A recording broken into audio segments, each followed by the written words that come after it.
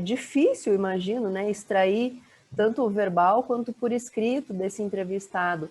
Tem técnicas? Como que faz para conseguir isso? A gente vê muito nos filmes, estuda, eu não sou especialista nessa área, né, trabalho no compliance, mas não estou nem perto do teu conhecimento em nível de entrevistas, e nem pretendo, né, deixa para vocês que já sabem. E aí a gente fica nessa ideia de que tem que estabelecer uma conexão com outra pessoa, houve aquela coisa do quebra-gelo para iniciar as entrevistas de uma forma mais tranquila.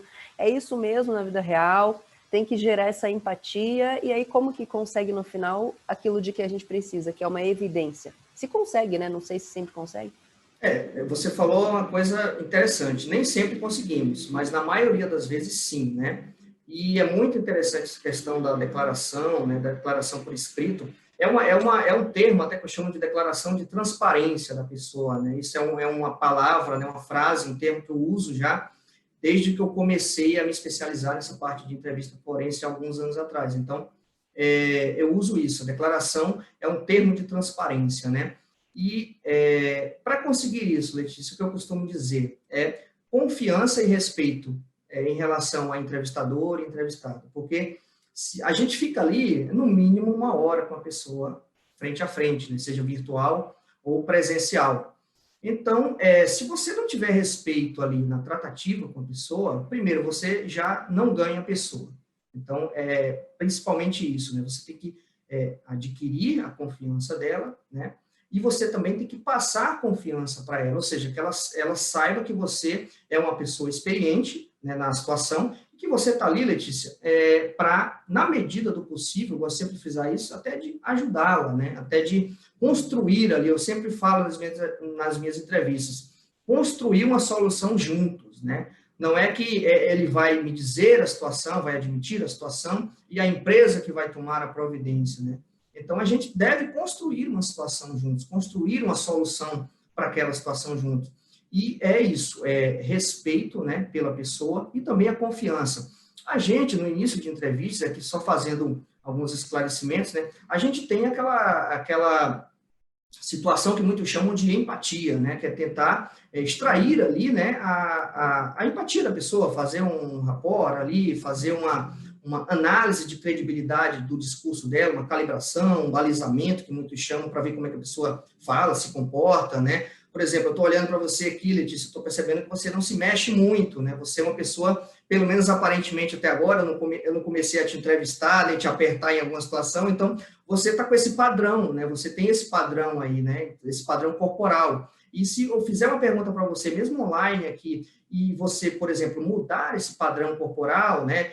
Mexer a cadeira, for um pouco para trás, né? Ou seja, ficar se manipulando, né, no corpo, né? Por exemplo, tirando uma sujeira da camisa fictícia que não existe ali, pegando no relógio, na pulseira. Então, isso aí são situações pontuais ali que a experiência nos coloca, né, que a gente vai identificando ali, poxa, nessa pergunta a Letícia ficou desconfortável, então vamos tentar refazer essa pergunta de uma outra maneira, ou vamos fazer a pergunta novamente, falar, Letícia, eu não entendi muito bem o que você falou nesse ponto, pode esclarecer novamente para a gente tentar ter uma visão geral, uma visão mais clara sobre o que você pensa desse assunto. Então, é muito importante isso, a gente ter essas fases, né? A gente costuma dizer que são fases durante a entrevista, até que a gente consiga chegar lá no final dessa entrevista, né? Já com uma análise de credibilidade do discurso da pessoa, para ver, identificar pontos ali de dissimulação, né? Que a gente chama, né? Eu não gosto muito de chamar mentira, né? São pontos de dissimulações, porque eu costumo dizer, Letícia, que todos nós mentimos, né? E não é nem uma constatação minha, isso é um fato, né? A gente mente praticamente todos os dias, né? Então, assim, não necessariamente, né, a pessoa que está ali na minha frente, né, sendo entrevistada, até as vítimas, testemunhas de situações, elas podem eventualmente ali emitir algum sinal que muitos entrevistadores podem considerar mentira, e não necessariamente a pessoa pode estar mentindo, né? Ou até pode, ela pode estar com medo, pode estar com receio. Então, é muito cauteloso do entrevistador de saber lidar com isso, né, para não cometer uma falha, cometer um equívoco ali na análise. Então, é muito interessante isso. E, no final, é claro, a gente sempre conseguir essa admissão, né? Eu não gosto muito de falar confissão, né? Toda vez que eu falo ou eu escrevo, eu falo admissão, verbal ou por escrito, né? O termo de declaração de transparência, digamos assim. porque essa parte de confissão, vamos dizer assim, isso está muito enraizado lá atrás, né? Então, as pessoas até acham, as entrevistas forenses no ambiente corporativo, às vezes, até hoje, as pessoas pensam, vai colocar um monte de gente na sala, vai pressionar o sujeito, seja homem ou mulher, para tentar obter uma confissão, vai coagir a pessoa, e não é dessa forma que a gente trabalha, não é dessa forma que a ICTS trabalha, né? A ICTS, só fazendo um parênteses, ela é a pioneira, na verdade, em trazer uma metodologia, né, para o Brasil, a metodologia israelense de técnica de entrevista, né? Então, foi uma das primeiras ali, há 25 anos atrás, a trazer essa questão de entrevista forense no Brasil, e a gente ali, não só eu, né, com essa bagagem do setor público, mas a equipe inteira tem uma bagagem muito legal em termos de entrevista forense.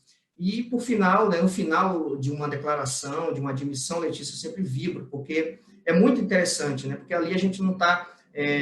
eu vibro porque eu não estou conseguindo, não é porque eu consegui a confissão, eu vibro porque eu consegui que a pessoa... isso eu aprendi com um professor meu, né, um grande entrevistador forense também, né, ele diz assim, a gente consegue virar a chave, né, a gente consegue fazer com que a pessoa mude de comportamento, né, então aprendi muito isso com ele, né, então a gente consegue realmente fazer, na maior parte das vezes a gente consegue fazer que a pessoa até saia dali, tira aquele peso, fala, nossa, eu falei tudo para você, vou para casa tranquilo, apesar de ter admitido tudo, porque eu estou aliviado. Então, é por isso que eu vibro, porque a gente consegue ali, mesmo que seja naquelas 2 horas ali, mudar um pouco o comportamento da pessoa e fazer com que ela reflita, né? Falar, poxa, eu estava realmente fazendo a situação errada, que exemplo que eu estou dando, e para que ela vá para casa, né, ou continue o trabalho dela na empresa depois, de uma forma que ela tenha mudanças de comportamento. Esse é o principal ponto ali de uma declaração, de uma admissão verbal por escrito.